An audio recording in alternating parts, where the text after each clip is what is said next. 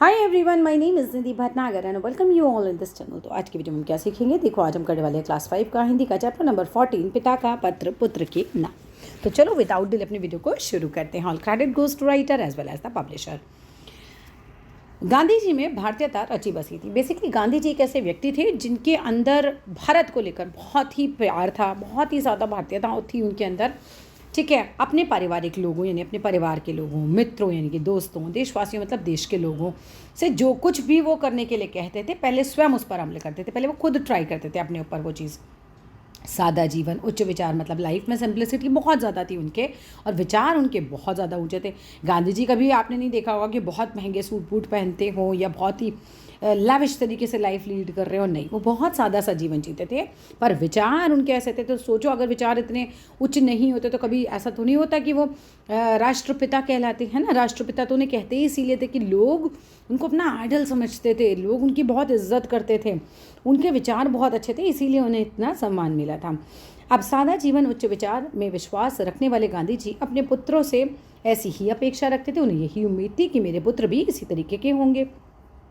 यहाँ तक कि प्रेटोरिया, ये दक्षिणी अफ्रीका, जेल में सज़ा काटते समय पुत्र मणिलाल को पत्र लिखकर गांधी जी ने अभाव में भी सुख अनुभव करने का सुझाव दिया।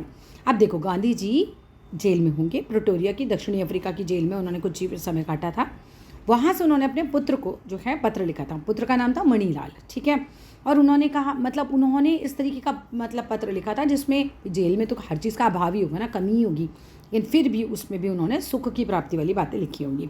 अब कहाँ से पुत्र को पत्र लिखा है? प्रेटोरिया जेल, एड्रेस दे रखा है, और कब लिखा था? 25 मार्च को 1909 में। प्रिय पुत्र मतलब प्यारे बेटे, प्रतिमास एक पत्र लिखने और एक पत्र प्राप्त करने का अधिकार मुझे मिला है, क्योंकि वो जेल में हैं, इसीलिए अब ऐसा तो है नहीं कि वो हर रोज़ लिख सकते हैं, हर रोज़ उन्हें लेटर आ सकते हैं। प्रतिमास यानी कि हर महीने एक पत्र लिखने का, यानी एक लेटर लिखने का उन्हें अधिकार मिला था कि भाई ठीक है, आप एक महीने में एक बार लेटर लिख कर भेज सकते हैं और एक महीने में एक लेटर आपके पास आ सकता है। अब मैं पत्र लिखूँ कैसे? मिस्टर रिच का, मिस्टर पोलक का और तुम्हारा ख्याल मुझे बारी बारी से आया, लेकिन मैंने तुम्हें ही लिखना पसंद किया। अब मैं किसे लिखूं, है ना, पत्र लिखूं किसे, कैसे नहीं है, किसे। तो भाई एक महीने में एक पत्र लिख सकता हूं, तो किसे लिखूं?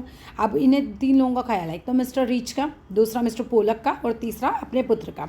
लेकिन मैंने तुम्हें ही लिखना पसंद किया क्योंकि पढ़ने के समय तुम्हारा ही ध्यान मुझे बराबर रहता है। ठीक है, जब भी मैं पढ़ता हूँ तो मुझे तुम्हारा ध्यान बार बार आता रहता है। मेरे बारे में तुम ज़रा भी चिंता मत करना। अब पिताजी ने लिखा, गांधी जी ने लिखा अपने बेटे को कि तुम मेरी ज़्यादा फिक्र मत करना, चिंता मत करना। विशेष कुछ कहने का अधिकार मुझे नहीं है, मैं बहुत ज़्यादा कुछ तुम्हें यहाँ पर पत्र में भी नहीं लिख कर दे सकता, मुझे कुछ बहुत ज़्यादा कहने का अधिकार नहीं है। मैं पूर्ण रूप से शांति में हूँ, यानी यहाँ पर मुझे शांति का अनुभव हो रहा है, मैं आराम से हूँ। ठीक है, आशा है कि बा अच्छी हो गई होंगी, बा अच्छी हो गई होंगी, उनकी तबीयत ठीक होगी। मुझे मालूम है कि तुम्हारे कुछ पत्र यहाँ आए हैं, लेकिन वे मुझे नहीं दिए गए क्योंकि एक महीने में एक ही पत्र मिलना है। ठीक है, फिर भी डिप्टी गवर्नर की उदारता से मुझे मालूम हुआ कि बा का स्वास्थ्य जो है सुधर रहा है। अच्छा ठीक है, डिप्टी गवर्नर ने पत्र पढ़ लिए होंगे इनके, और इन्हें इतना इन्फॉर्म कर दिया, क्योंकि सारे पत्र तो हम आपको नहीं दे सकते, लेकिन इतना है कि आपकी बा जो है वो ठीक है, उनका जो है हेल्थ ठीक है। क्या वे फिर से चलने फिरने लगी? अभी अपने पुत्र से पूछ रहे हैं। बा और तुम लोग सवेरे दूध के साथ साबुदाना बराबर ले रहे होंगे, ये हेल्दी माना जाता है बेसिकली। और अब कुछ तुम्हारे बारे में कहना चाहूँगा। तुम कैसे हो? तुम पर जो जिम्मेदारी मैंने डाली है, तुम उसको सर्वथा योग्य हो, तुम उसके सर्वथा योग्य, मतलब तुम उसके लिए बिल्कुल परफेक्ट हो और आनंद से उसे निभा रहे होगे, ऐसी मुझे आशा है। मैं मतलब जो मैंने तुम्हें जिम्मेदारी दी है, उत्तरदायित्व दिया है, रिस्पॉन्सिबिलिटी दी है, वो तुम ठीक से निभा रहे होगे, ऐसा मुझे लगता है, ऐसा मेरा विश्वास है बेसिकली। मैं जानता हूँ कि तुम्हें अपनी शिक्षा के प्रति असंतोष है, मतलब अप्रसन्नता है। असंतोष का मतलब होता है अप्रसन्नता, मतलब तुम खुश नहीं हो उससे। जेल में मैंने यहाँ खूब पढ़ा है, इससे मैं यह समझता हूँ कि केवल अक्षर ज्ञान ही शिक्षा नहीं है। भाई जेल में भी वो पढ़ाई कर रहे हैं, तो केवल अक्षर ज्ञान वो करेंगे, भाई अक्षरों को पढ़ लेना ही शिक्षा नहीं होती। सच्ची शिक्षा तो चरित्र निर्माण है, मतलब व्यक्ति का करैक्टर बहुत अच्छा होना चाहिए, और कर्तव्य का बोध है। कर्तव्य का बोध मतलब आपका क्या कर्तव्य है, आप उसका कैसे पालन कर रहे हो, आपको पता होना चाहिए आपकी जिम्मेदारियां क्या हैं। यदि यह दृष्टिकोण सही है, अगर सोचने का तरीका सही है और मेरे विचार से यह बिल्कुल ठीक है, तो तुम सच्ची शिक्षा प्राप्त कर रहे हो। नहीं, तुम्हारा चरित्र अच्छा है, तुम अपने कर्तव्यों का पालन कर रहे हो, तुम्हें पता है तुम्हारे कर्तव्य क्या हैं। अगर ये सब चीज़ें हैं तो तुम शिक्षित हो, कोई दिक्कत नहीं है फिर। सिर्फ ये नहीं कि स्कूल की किताबें पढ़ना ही शिक्षा होती है। आजकल तुम्हें अपनी बीमार माँ की सेवा का अवसर मिला है। रामदास और देवदास को भी तुम संभाल रहे हो, ठीक है, रामदास और देवदास को भी तुम संभाल रहे हो। यदि यह काम तुम अच्छी तरह और आनंद से करते हो तो तुम्हारी आधी शिक्षा तो इसी के द्वारा पूरी हो गई। यदि तुम रामदास और देवदास को संभाल रहे हो, अपनी माता जी को संभाल रहे हो, तो लगभग तुम्हारी आधी शिक्षा तो पूरी हो गई। संसार में 3 बातें बहुत महत्वपूर्ण है, यानी कि काफ़ी इंपॉर्टेंट हैं। इसको प्राप्त कर तुम संसार के किसी भी कोने में जाओगे तो निर्वाह कर सकोगे। 3 बातें क्या क्या बताई थी, इंपॉर्टेंट है ये क्वेश्चन।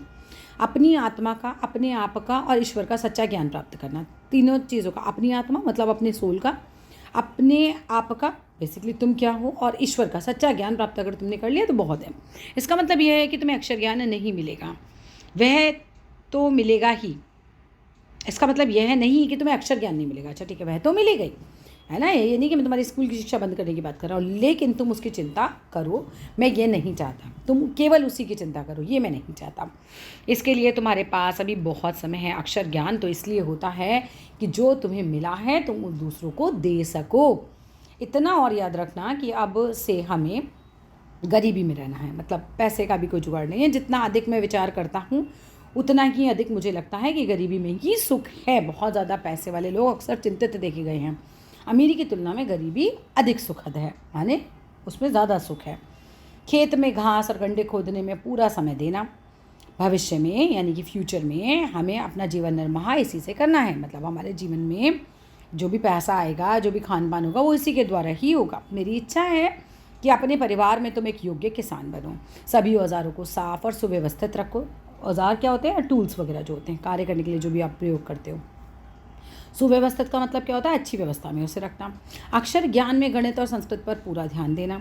भविष्य में संस्कृत तुम्हारे लिए बहुत उपयोगी सिद्ध होगी। ये दोनों विषय बड़ी उम्र में सीखना कठिन है, क्योंकि संस्कृत तो बाप रे मुझे तो हरी उम्र में कठिन लगती है, ठीक है। संस्कृत तुम्हारे लिए बहुत उपयोगी सिद्ध होगी और ये दोनों विषय बड़ी उम्र में सीखना कठिन है। संगीत में भी बराबर रुचि रखना, यानी कि बराबर म्यूज़िक को भी अपना इंटरेस्ट से पढ़ना।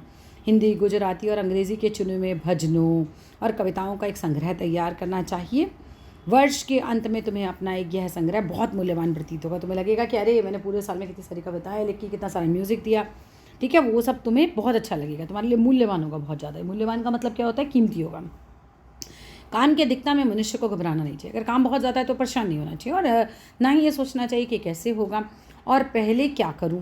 शांत चित्त से यानी शांत मन से विचारपूर्वक, मतलब अच्छे से विचार करिए। तुमने यह सद्गुणों को प्राप्त करने की चेष्टा की है, कोशिश करिए, तो वे तुम्हारे लिए उपयोगी और मूल्यवान प्रमाणित होंगे। फाइनली तुम्हें लगेगा, है ना, कि प्रमाण सिद्ध हो जाएगा, प्रूव्ड हो जाएंगी बेसिकली तुम्हारे लिए। तुमसे मुझे यही आशा है कि घर के लिए जो भी तुम खर्च करते हो उसके पैसे का हिसाब रखते होगे। ऐसा नहीं बेहिसाब पैसा खर्च कर रहे हो। मुझे यह भी आशा है कि तुम रोज़ शाम को नियमपूर्वक प्रार्थना करते होगे और रविवार को श्री वेस्ट के यहाँ भी प्रार्थना में जाते होगे। सूर्योदय से पहले उठकर प्रार्थना करना बहुत ही अच्छा है। प्रयत्नपूर्वक यानी कोशिश करके एवं निश्चित समय पर प्रार्थना करनी चाहिए। यह नियमितता यानी कि नियम से कार्य करना तुम्हें अपने जीवन में आगे चलकर बहुत सहायक सिद्ध होगी। मतलब अगर आप डिसिप्लिन्ड लाइफ जी रहे हो ना, वो बहुत अच्छी होती है। इस पत्र को पढ़कर अच्छी तरह समझ लेना। समझ लेने के बाद मुझे जवाब देना। जवाब जितना लंबा चाहो उतना लिख सकते हो। अंत में मैं अपने प्रेम सहित इस पत्र को समाप्त करता हूँ, तुम्हारा पिता मोहन दास। ठीक है, तो यहाँ पर ये हमारा पाठ जो है ख़त्म होता है। अगर वीडियो अच्छा लगे तो लाइक कर देना, शेयर कर देना, सब्सक्राइब कर देना। Thank you.